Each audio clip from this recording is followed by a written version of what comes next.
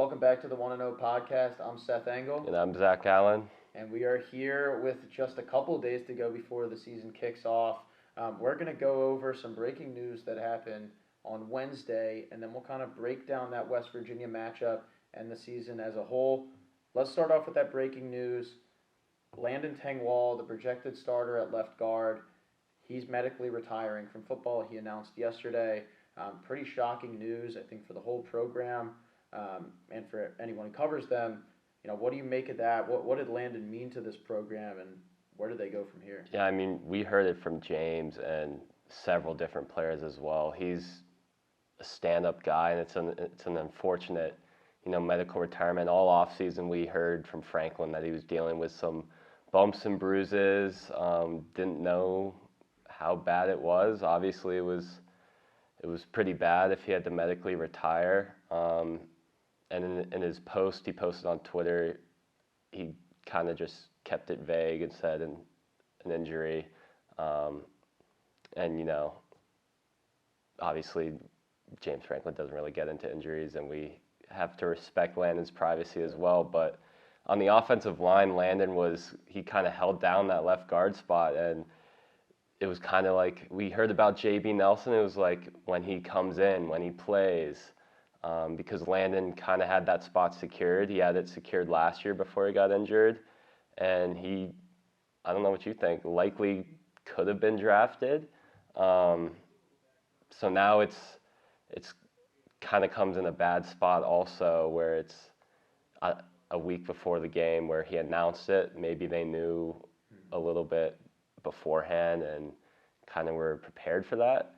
But yeah, the offensive line definitely takes a hit without Landon, and it's very unfortunate news. Yeah, it's awful news. I mean, Landon is a great kid. I mean, we got to speak to him over the past couple of years, and he was just really an awesome guy. And I think when you look at his potential in football, I think there was the potential to have a long career in the NFL.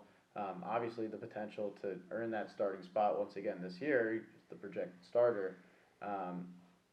And Penn State, I think they have set themselves up well to, have a replacement. I think J.B. Nelson played well in the 4 games he saw last year, and I think he's put on size, and I think he's earned the respect of his coaches to earn that starting spot. So obviously, very unfortunate news for Landon. I really hope that it's a quick recovery for him. Yeah, and also, I mean, just because he's not playing on the field, from what James Franklin said, it sounded like he'll still be close to the program, whether it's coaching the younger guys. I'm sure that's something he'd do, just being around the locker room in general, kind of keeping the spirits high. It's not just he medically retires and then doesn't get access to the locker room or anything like that. James Franklin definitely reiterated that he's still part of the family, and he always will be. So he just won't be on the field. He'll still be on the sideline. But yeah, on the sideline. Potentially. Yeah, I mean, it could be similar to what happened with Journey Brown, where he had to medically retire, and I think he was still around that team for the next 2 years. Moving forward, it's game week. We're here. It's been 8 months since Penn State walked off the Pasadena field, Rose Bowl champions. Now they're back at Beaver Stadium against West Virginia this Saturday. That game will mark the first Penn State game broadcast on NBC since 2006. A lot of excitement. It's under the lights. It's a Power 5, opponent.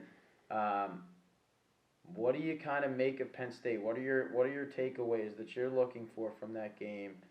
And then after that, let's get into some key players as well that we're looking for. I think what all Penn State fans want to see is kind of Drew Aller finding a groove. Obviously, it's week 1. Every team's going to have some growing pains, but kind of just, everyone's had such high hopes for him as, a 5-star quarterback, seeing him play in 10 games last season. And now, presumably, he's going to be the starter.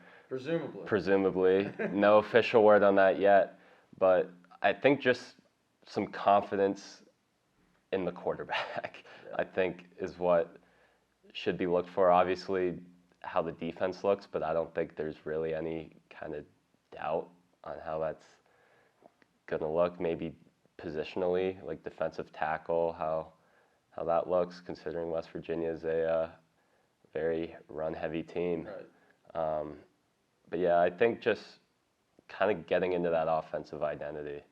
Yeah, no, I think that's the most obvious, takeaway that you can kind of look for that game. Obviously, Drew Aller, but I think that whole receiving core is going to be, under the watch, so to speak. I mean, I think that Keandre Lambert-Smith is, has the potential to be great, but can he be that number one? Can those other guys around him boost Penn State into a playoff? You can't make the playoff if you have. I mean, I guess Georgia did, but it's hard to make the playoff if you have no receiving core. And Penn State has a receiving core, but is it going to be great? How are you going to match up with Ohio State when they have, Egbuka and Marvin Harrison Jr.? Like that's their competitor, and Penn State, they're trying to piece something together here. Moving forward, key players to look for on Penn State. You mentioned Drew Aller. Talk about Keandre. Who are some other guys that maybe you're keeping your eye out for? I think Johnny Dixon is one of them. He was the third string corner last season. Obviously, Daquan Hardy was the nickel, but now he's moving up to the number 2 guy. Should see a lot more reps, and from what we've heard, he's had a very good camp. And I think kind of just look out for him building more on what he did last season. You kind of saw it in the Rose Bowl when Joey Porter Jr. Sat out, and now Joey's in the NFL. So he's had to, kind of take what Kalen King's spot was last season. And then offensively, I think like you alluded to, just the wide receivers. And you mentioned Keandre, but I kind of want to talk about Trey Wallace. I mean, he's kind of in the same boat. Keandre kind of had a bigger role than him last season. Trey is now the number 2 guy like Johnny Dixon. We'll see what he can do, and there's a big difference from a good wide receiving core and a great one, and I think that's what they're striving for, but it's just whether or not they'll get there. Yeah, there really only are a few question marks on the team. Wide receiver is right up there at the top. Johnny Dixon's an interesting one, especially when you consider the fact that, if teams play Penn State like they did last year, where they're not trying to throw to that number 1 guy like Joey Porter Jr., Johnny Dixon's going to have a lot of those targets. So he's a guy to keep an eye out for. For me personally, aside from J.B. Nelson that we mentioned earlier with Landon Tengwall and how well he does if he does earn that starting left guard spot, I think Devon Ellies is a guy that people should look out for. He is potentially the X factor on that defense. When you talk about, the lack of run defense last year, we saw the struggles against Michigan. If Devon Ellies is going to come in here and, PJ Mustipher and more, that's what's really going to push Penn State over the top when it plays Michigan, and even Ohio State, which is a good running team. So with West Virginia, a team that we know likes to run the ball often, I think Devon Ellies, who's the projected starter next to probably Hakeem Beamon at DT, I think those two are it's going to be telling of things to come, how well they play against the Mountaineers. So we'll see that. I mean, we talked about Penn State players. Let's move forward a little bit on West Virginia. We talked about their offense. They like to run it. Their defense is pretty good, but they're in a weird position too because they don't have a true starting quarterback yet. It kind of feels like a stalemate almost. Like if Neil Brown announces it, then James Franklin would, and vice versa. But I think it's really, we'll see on Saturday. Yeah.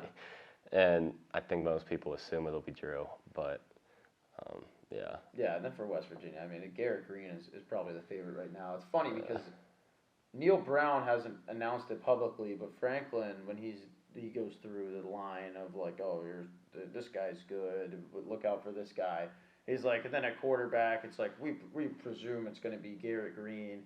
So he's saying it before Neil Brown's even going to announce it, which is pretty funny.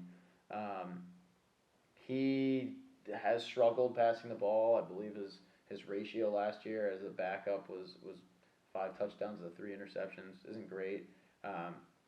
Likes to run it a lot. I mean, he had, hundreds of rushing yards last year. I believe he had 5 rushing touchdowns. Which is pretty good numbers for a QB. But is it enough to, beat one of the best defenses in the country? Probably not. Yeah, so that kind of leads us into our next segment here, which is kind of on everyone's mind. Like, what's your score prediction here? Like, what do you think going into this one?